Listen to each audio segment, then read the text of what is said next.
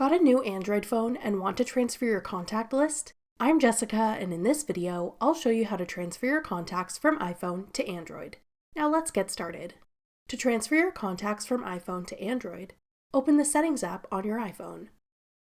Scroll down and tap Apps. Select Contacts. Then tap Contacts Accounts.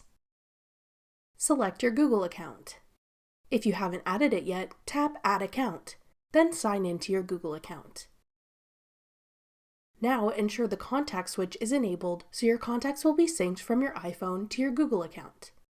Next, open the Settings app on your Android and select Google. Then sign into the same Google account you just synced your contacts to on your iPhone.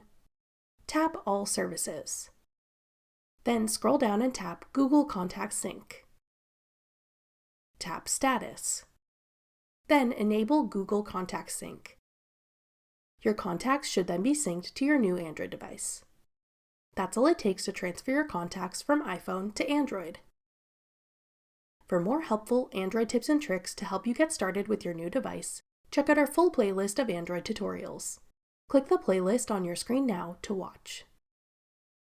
Thanks for watching.